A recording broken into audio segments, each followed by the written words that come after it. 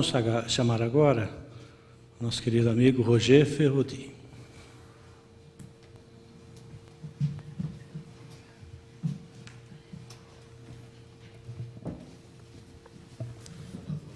Hein?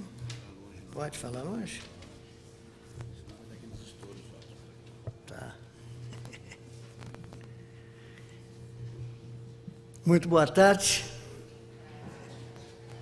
Eu estou muito gratificado com o convite da minha particular amiga, doutora Maria Teodoro, para me fazer aqui uma palestra. Eles chamam de palestra, eu digo que seria um bate-papo sobre viagens da consciência, que é o meu tema. E pode-se fazer viagens da consciência para o passado, para o futuro? Eu diria que sim. Através de um veículo muito importante da consciência, que é o pensamento. E como eu sou uma anomalia kármica, eu tenho viajado bastante, sem precisar gastar dinheiro, sem me hospedar em hotéis, enfim, tenho viajado bastante. E como é que se pode aquilatar isso? Como é que se pode verificar que essa viagem da consciência é autêntica, é verdadeira, pode ser feita? Dizia o grande Pitágoras que esse universo visível é uma enorme caixa de ressonância e que tudo está aí, nada se perde. E realmente nada se perde. Eu me lembro do caso, por exemplo, da consulta na década de 80, na América do Norte, nos Estados Unidos da América do Norte, em que eles estavam verificando os prefixos de canais de televisão. E, de repente, pegaram lá uma imagem e foram verificar nos arquivos. Era uma estação que estava fora do ar há 2 anos. Quer dizer, a imagem estava ali, presente. E essa imagem a gente pode captar, desde que a gente vá até lá. Como? Em corpo físico? Não. Através da nossa viagem da consciência. E quais são as formas para se conseguir fazer essa leitura do passado? Existem inúmeras formas. Consulta os nossos arquivos pessoais. Consulta a memória da natureza, os chamados registros acásicos, o eterno presente, viagens astrais, hipnose, e por intermédio de uma presença, por intermédio de uma entidade desencarnada, que pode ser um guia espiritual, evoluído, ou uma entidade extraterrestre. É possível também que seja feito dessa forma. E existe uma série de evidências a esse respeito.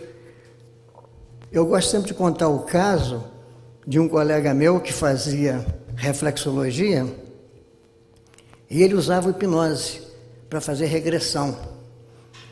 E uma cliente dele, ele fez essa regressão e chegou até aos 8 anos de idade. Mas aos 15 anos de idade, quando ele chegou nessa fase, ela começou a contar o baile de debutante dela, o vestido, como é que era, a música, aquela coisa toda, né? E ele gravava essas regressões. E depois botou para ouvir. E ele ficou espantadíssimo. Inclusive me chamou para me assistir, ouvir a gravação. Era gravado em fita, rolo de fita. Quando chegávamos nos 15 anos, que ela começava a relatar o baile de debutante, a orquestra tocava uma música. Era a música da ocasião, do baile da moça. E a coisa mais interessante é que essa música foi aos poucos diminuindo de intensidade, diminuindo, até que apagou completamente. Mas estava lá.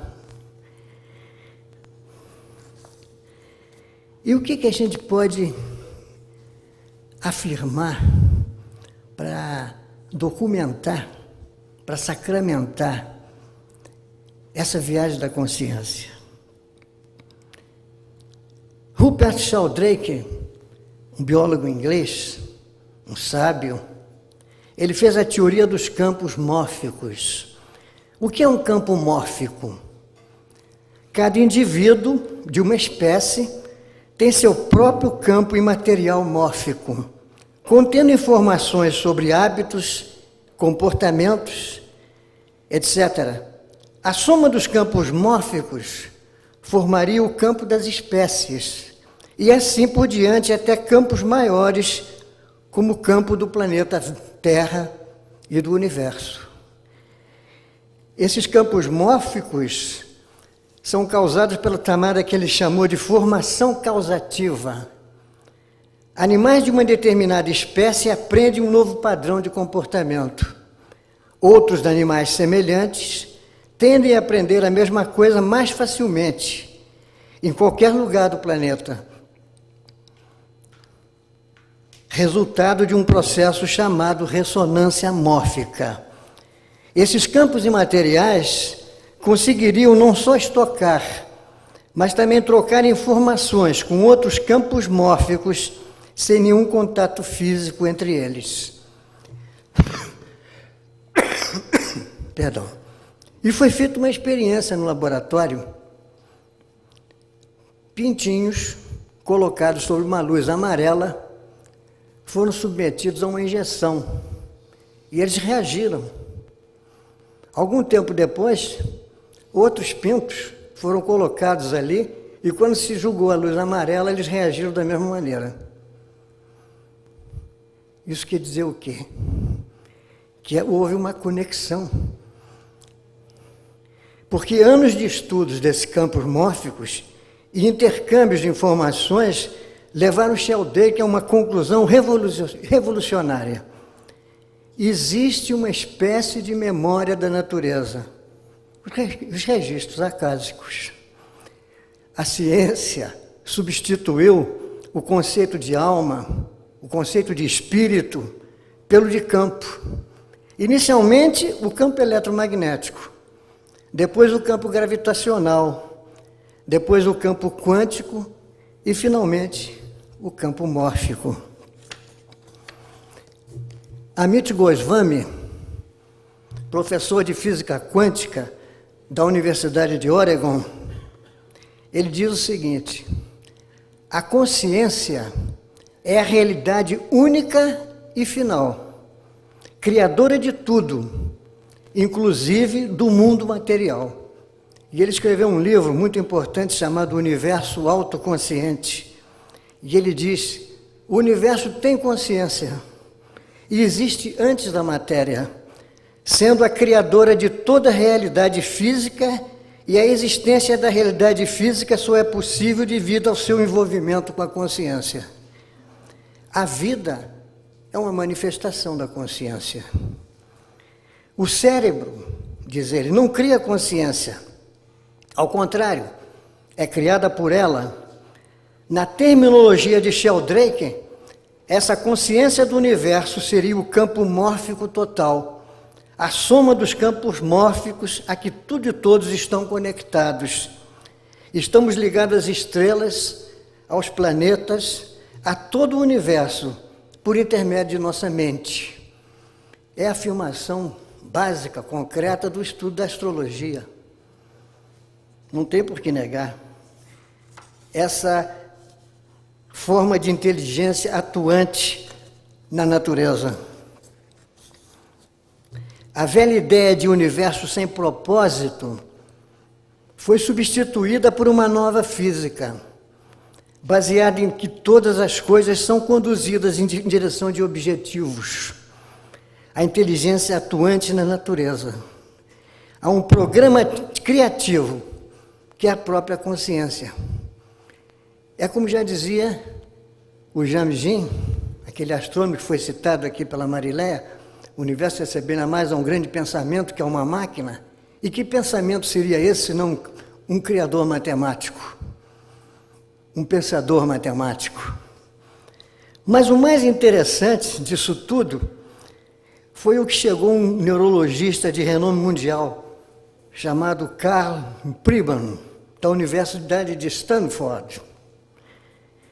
Ele desenvolveu a teoria que a realidade sensorial é construída pelo cérebro, mas extraída de um domínio além do tempo e do espaço, onde só existem frequências.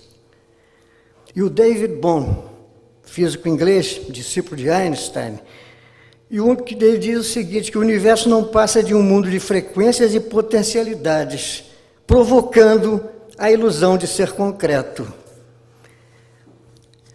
A antiga, velhíssima noção esotérica de que existem outras dimensões de realidade em frequências não perceptíveis.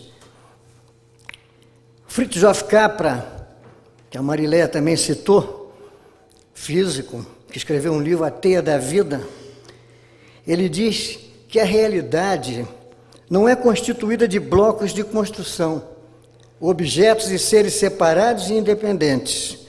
Ao contrário, nós e o restante do universo formamos uma rede que a tudo interconecta como uma teia. Nossa consciência está conectada com toda a criação. Em síntese, as mais modernas concepções científicas demonstram que os objetos que se nos apresentam não existem como tais, pois tudo no universo é energia e frequências vibratórias. Coisas e objetos são nada mais, nada menos que estruturas mentais e somente possuem uma forma quando são observadas por outra estrutura mental. A essência dessa energia é a consciência. Mas isso, minha gente, é pura teosofia, é puro esoterismo. Mahat, a grande mente universal, a pura ideação do Logos, que encerra em si mesmo todas as possibilidades do vir a ser, universal e onipresente, existe em todas as coisas, e todas as coisas estão contidas nele. Reunindo todos esses conceitos, nós podemos demonstrar que é possível viajar com nossa consciência, usando um dos seus veículos, o pensamento, além do espaço e do tempo, e dessa forma consultarmos o passado, realizando sua leitura. Porque os pensamentos não se encontram no mundo tridimensional, estão em outra dimensão, não sujeitos a espaço e tempo, atemporais, fora da dimensão que acreditamos ser real. O pensamento está a cada momento atuando em outras dimensões, e na maioria das vezes nem percebemos.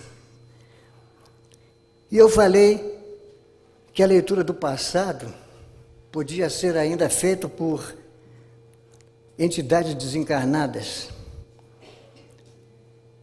E como é que a gente pode afirmar isso? Vocês já ouviram falar em transcomunicação instrumental? A transcomunicação instrumental é a presença e a declaração de seres desencarnados através de instrumentos. Isso começou em 1959 em Estocolmo, na Suécia. Frederick Jurgensen, um estudioso de canto de pássaros, ele ligou lá o gravadorzinho dele, botou numa árvore lá para captar o canto dos pássaros, né? E no dia seguinte, quando ele voltou, o que estava gravado do gravador dele? Um solo de trompete. Posterior ao solo de trompete, uma voz que falava sobre o canto dos pássaros noturnos. Ele ficou espantadíssimo, evidentemente, e mandou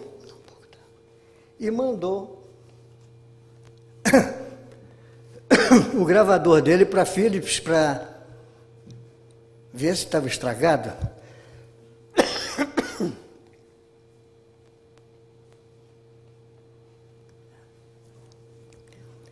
O gravador voltou, estava perfeito, não havia nada no gravador. Ele ficou intrigadíssimo com aquilo e botou outra vez o gravador lá para escutar. Aí apareceram, depois que ele voltou, uma porção de vozes, mas vozes ciciantes, vozes assim, quase inaudíveis.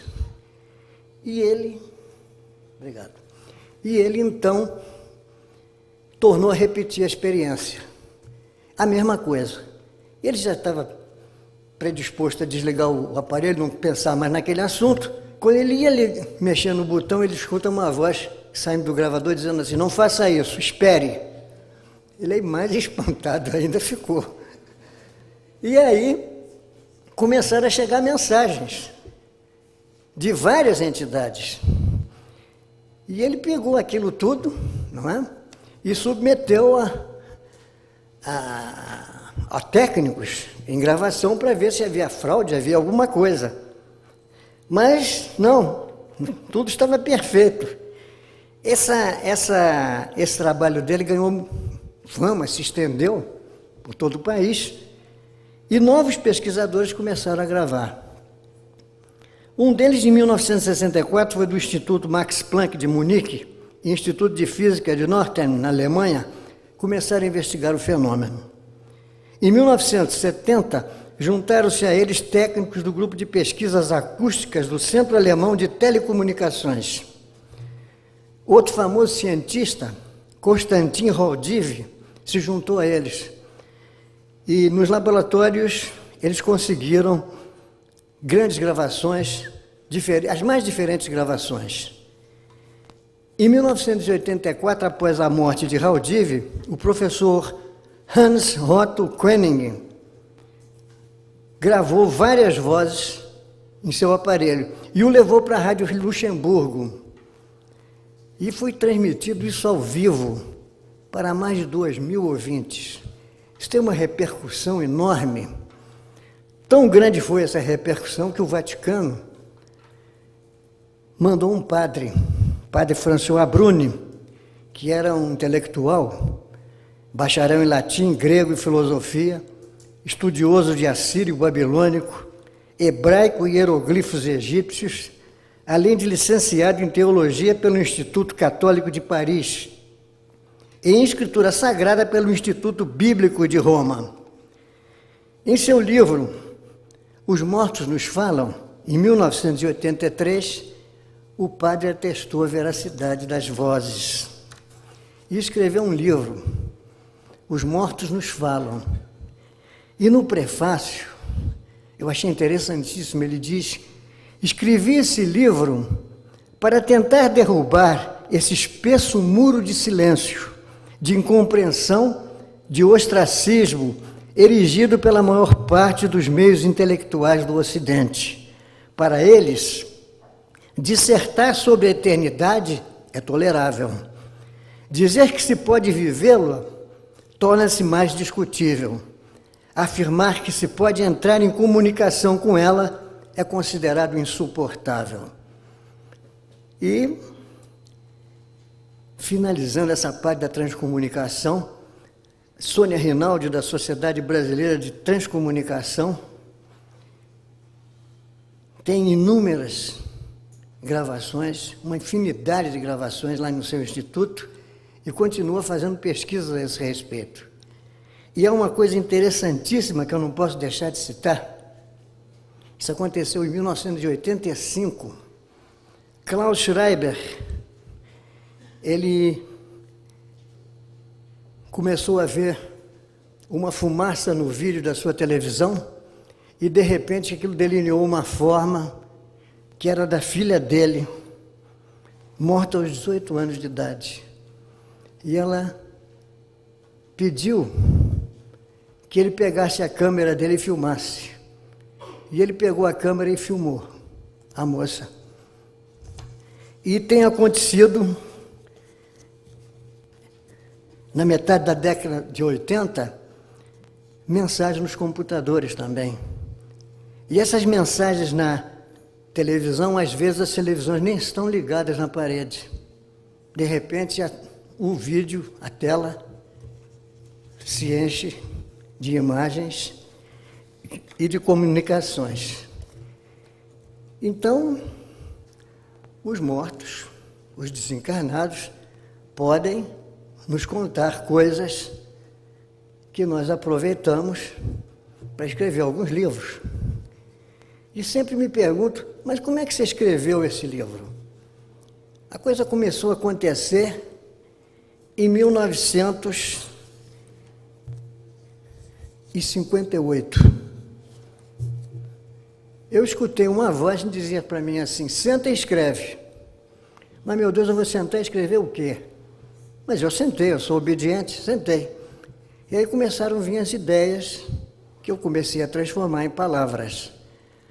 Mas, geralmente, para se escrever um livro, a gente faz um plano dos capítulos, o assunto, em suma, uma planificação anterior. E não houve planificação nenhuma. Eu não sabia quando terminava um capítulo, qual era o outro capítulo, sobre o que eu ia escrever. E o mais interessante disso tudo é que vinha bem nítida na minha mente o nome do autor, o nome do livro, o número da página, copiada a palavra tal. Eu, então, evidentemente que eu não tinha todos os livros, eu fui várias vezes à Biblioteca Nacional do Rio de Janeiro, pegava o livro e copiava. E então teve livros consultados em inglês, francês, espanhol, sânscrito, hebraico, grego, latim, enfim, vários idiomas, que depois, então, eu pedi para traduzir. E assim foi feito esse livro, que infelizmente está esgotado, mas o meu amigo Sérgio está ali, na primeira fila presente, vai reeditá-lo muito brevemente, não é, Sérgio? Está na fila. Então a coisa começou assim. E aí, desandou. E então, eu escrevi A Terra das Araras Vermelhas, que foi editado também pela Editora do Conhecimento.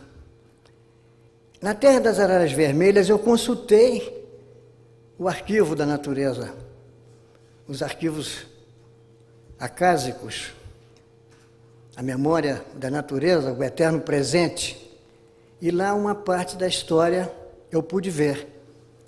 Mas a coisa muito interessante é que nem sempre eu vejo as cenas em colorido, com cor.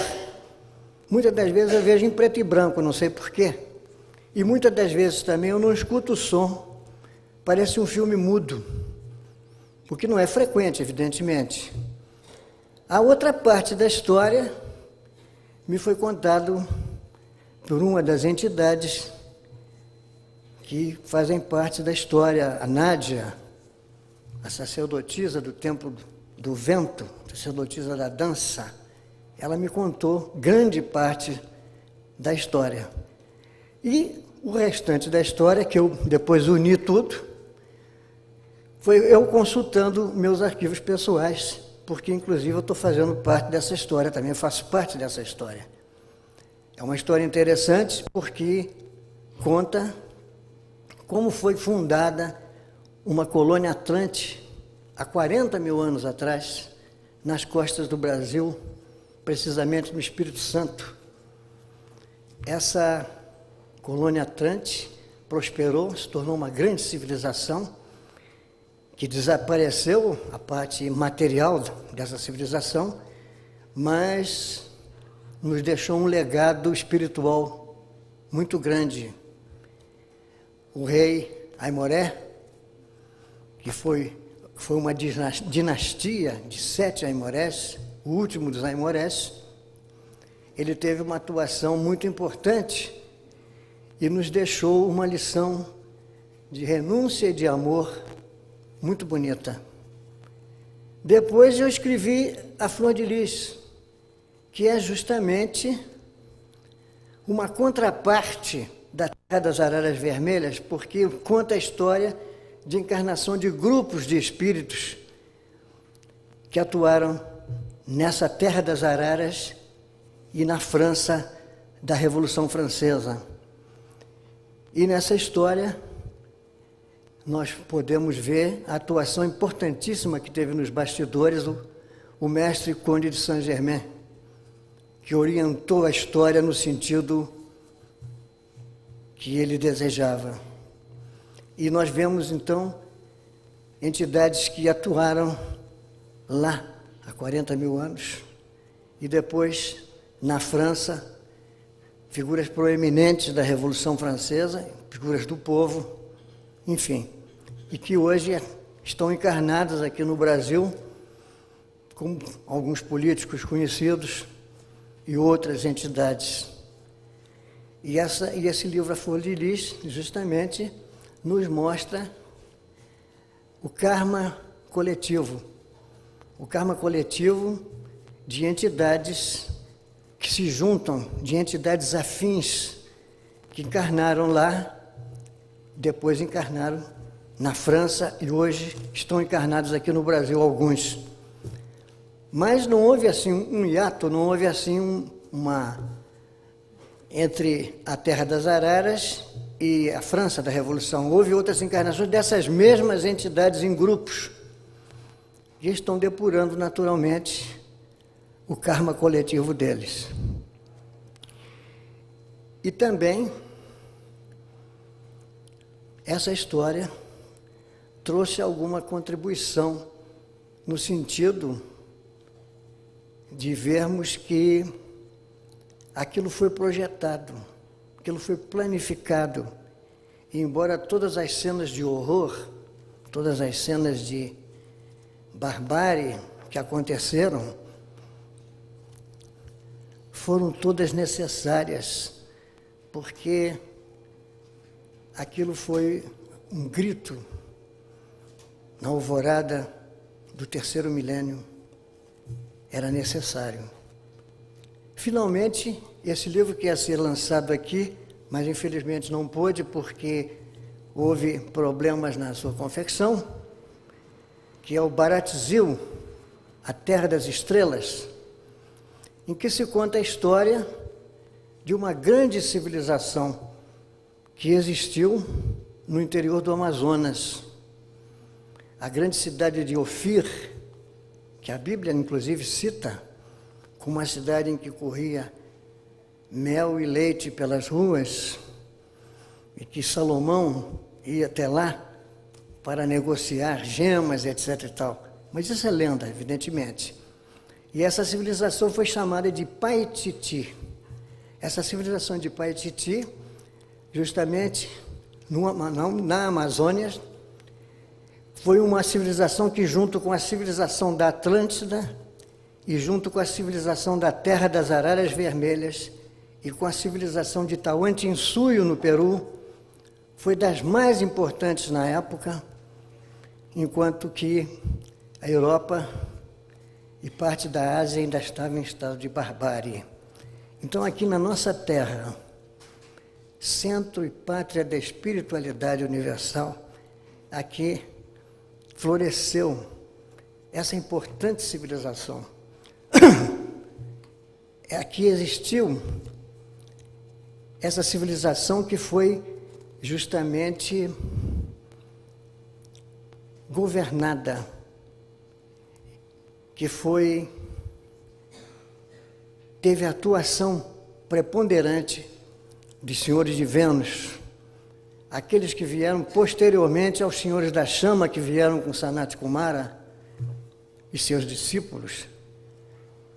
Posteriormente, 25 discípulos do grande mestre Aramumuru aqui estiveram e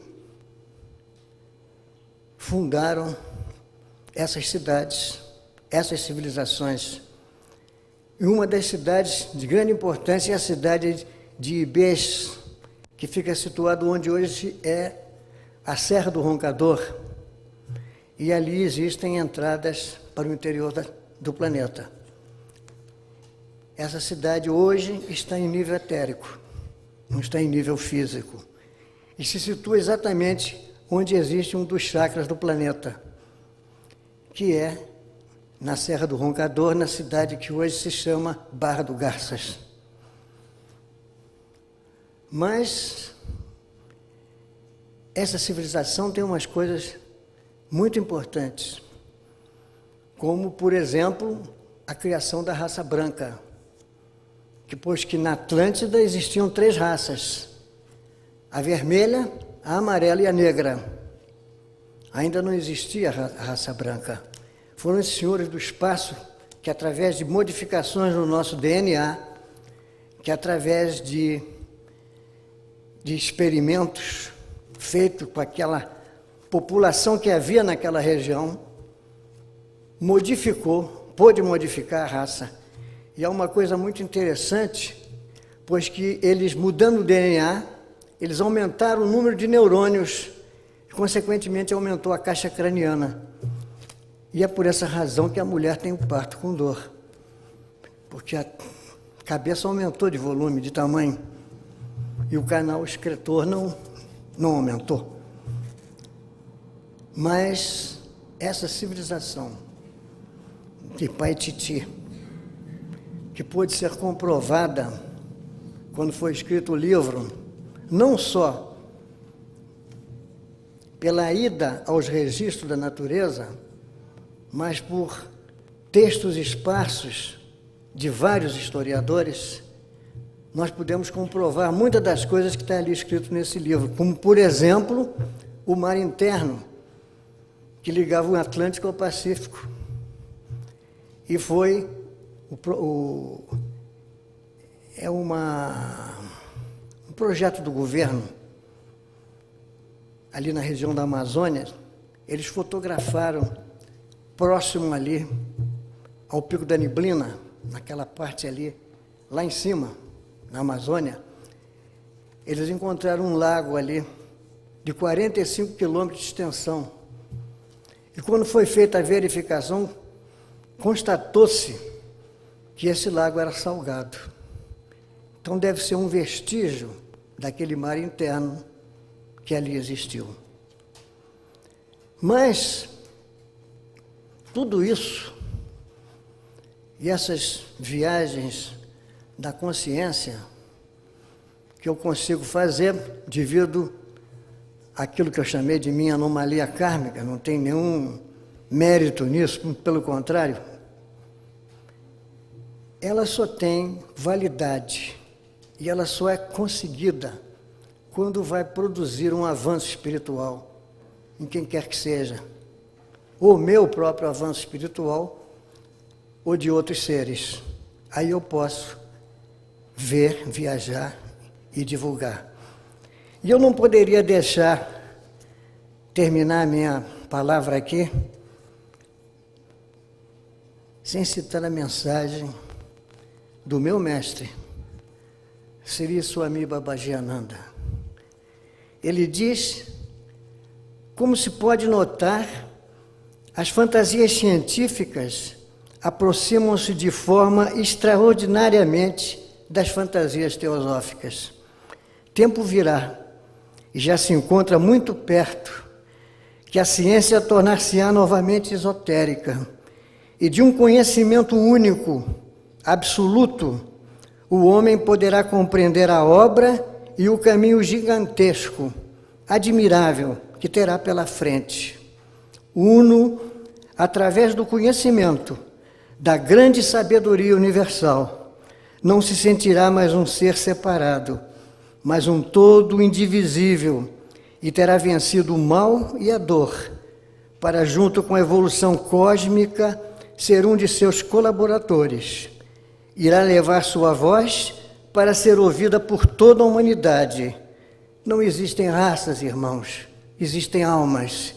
E poderá dizer novamente: tenha como templo o universo, como prece o trabalho, como fé o amor e como religião a caridade.